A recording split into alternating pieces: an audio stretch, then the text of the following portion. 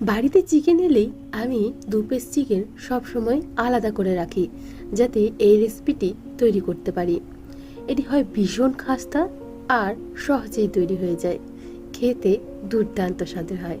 আজ তৈরি করব চিকেন প্যাটিস, একদম সহজ উপায়ে। প্রথমে একটা প্যানের মধ্যে নিয়ে নিলাম বেশ খানিকটা তেল, দিয়ে দিচ্ছি এর মধ্যে 2টো মিডিয়াম সাইজের পেঁয়াজ কুচি, একদম মিহি করে কুচিয়ে নিয়েছি। এখন তেলের মধ্যে খুব ভালোভাবে অল্প একটু সময় ধরে ভেজে নিয়েছি।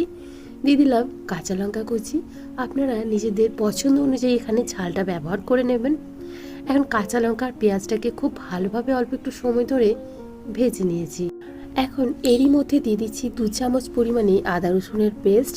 আদা রসুনটাকেও একটু ভালোভাবে পেঁয়াজের সাথে ভেজে নেব, যাতে আদা রসুনের কাঁচা গন্ধটাও খুব ভালোভাবে চলে যায়। এখন একটু গুঁড়ো মশলা অ্যাড করে নিচ্ছি। প্রথমে দিয়ে দিলাম লাল লঙ্কার গুঁড়ো, জিরে গুঁড়ো, ধনে গুঁড়ো এবং হলুদ গুঁড়ো। আমি এখানে অল্প অল্প পরিমাণেই তৈরি করে নিচ্ছি, যেহেতু মাংসের পরিমাণটাও কম রয়েছে। অল্প একটু জল দিয়ে মশলাটাকে খুব ভালোভাবে কষিয়ে নেব। তারপর এখানে 3-4 পিস বোনলেস মাংস নিয়েছি। সেই মাংসটাকেই আমি এভাবে একদম ছোট ছোট টুকরো করে কেটে নিয়েছি। আপনারাও একটু ছোট ছোট টুকরো করে কেটে নেবেন, তাহলে কিন্তু এই রেসিপিটি ভীষণ ভালো হয়। এখন মাংসটা দিয়ে খুব ভালোভাবে মশলার সাথে অল্প একটু সময় ধরে কষিয়ে নিতে হবে। যেহেতু ছোট ছোট পিস করা আছে, এটা তৈরি হতে বা রান্না হতে খুব একটা বেশি সময় লাগবে না। এখন দেখুন খুব ভালোভাবে মশলার সাথে কষিয়ে নিয়েছি। বেশ একটু কষিয়ে নেওয়ার পর আমাদের এখানে পুরটা একদম রেডি। অন্যদিকে আমি এখানে নিয়েছি 1 কাপ পরিমাণে ময়দা, তার মধ্যে দিয়ে দিচ্ছি সামান্য পরিমাণে লবণ, আর ময়ানের জন্য দিচ্ছি সামান্য পরিমাণে সাদা তেল। আপনারা চাইলে এখানে গুঁড়ো করা চিনি ব্যবহার করতে পারবেন, তাহলে টেস্টটা ভীষণ ভালো আসে। আমি চিনিটা অ্যাড করতেই ভুলে গেছিলাম। যাই হোক, আমি খুব ভালোভাবে এখানে সমস্ত কিছু একসাথে মেখে নিয়েছি। ময়ানটা খুব ভালোভাবে দিয়ে নিয়েছি। এখন অল্প অল্প জল দিয়ে আমি এখানে একটা ডো তৈরি করে নেব। আপনার যদি আমার ভিডিওটি ভালো লেগে থাকে, প্লিজ একটা লাইক করে দেবেন। আপনার ওই লাইকটি আমাকে ভীষণভাবে উৎসাহিত করবে পরবর্তী রেসিপি শেয়ার করার জন্য। তো দেখুন আমি এখানে ময়দাটা খুব ভালোভাবে ঠেসে মেখে নিয়েছি।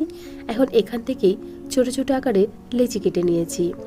তারপর একটা লেচি নিয়ে নিলাম। অল্প একটু ময়দা নিয়ে এই লেচিটাকে বেলে একটা বড় রুটির আকারে বেলে নিচ্ছি। এখন আমরা যে প্যাটিসটা তৈরি করব, তার লেয়ারগুলো তৈরি করতে হবে। একদম সহজভাবেই দেখাচ্ছি। তো দেখুন একটা বড় রুটি তৈরি করে নিয়েছি। এখন এর ওপরেই দিয়ে দেব সাদা তেল। আপনারা চাইলে কিন্তু সাদা তেলের মধ্যে অল্প একটু কর্নফ্লাওয়ার গুলেও এই কাজটা করতে পারবেন। আমি একদম সিম্পল ওয়েতে আপনাদেরকে দেখাচ্ছি। তো দেখুন খুব ভালোভাবে সাদা তেলটা চারিদিকে স্প্রেড করে দিলাম। এখন ওপর থেকে দিয়ে দিচ্ছি কর্নফ্লাওয়ার। খুব ভালোভাবে চারিদিকে আবারও লাগিয়ে দিয়েছি। এরপর ফোল্ড করে নেব।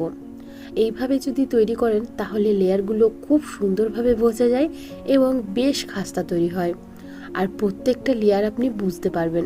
তো দেখুন আবারও দিয়ে দিলাম সাদা তেল এবং কর্নফ্লাওয়ার।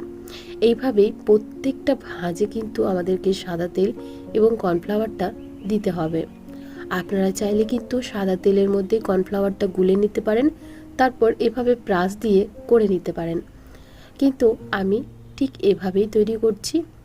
তো দেখুন প্রত্যেকটা ভাঁজেই আমি সাদা তেল এবং কর্নফ্লাওয়ার দিয়েছি আর বারে বারে ফোল্ড করে নিচ্ছি। এরপর এটাকে একদম টাইট করে রোল করে নেব। এভাবে তৈরি করলে খুব সুন্দরভাবে প্রত্যেকটা ভাঁজ বোঝা যায় এবং আমাদের প্যাটিসটা ভীষণভাবে খাস্তা তৈরি হয়। অল্প একটু ময়দা নিয়ে নিলাম, এরপর বেলে নেব। একটা রুটির আকারে আমি এখানে বেলে নিচ্ছি। এরপর একটা পিৎজা কাটার দিয়ে আমি চৌকোভাবে কেটে নিচ্ছি, যাতে আমাদের প্যাটিসটা একদম সুন্দর তৈরি হয়। আপনারা নিজের হিসাবে এখানে ডিজাইনটা দিতে পারেন। আমি এভাবে দিলাম। তো অল্প একটু চিকেনের পুর আমি এখানে দিয়ে দিচ্ছি। তারপর চারিদিকে জল লাগিয়ে দেব, আর জল লাগিয়ে দেওয়ার পর আমি এটাকে আটকে দিচ্ছি। জলটা অবশ্যই লাগাতে হবে, না হলে ঠিকমতো আটকানো যাবে না। তো দেখুন একটা কোণা ধরে আমি এখানে প্যাটিসটা আটকে দিলাম। একইভাবে সমস্তটাই তৈরি করে নিয়েছি। অন্যদিকে তেল গরম হতে বসিয়েছিলাম, তেলের মধ্যেই এই প্যাটিসটা দিয়ে দিচ্ছি।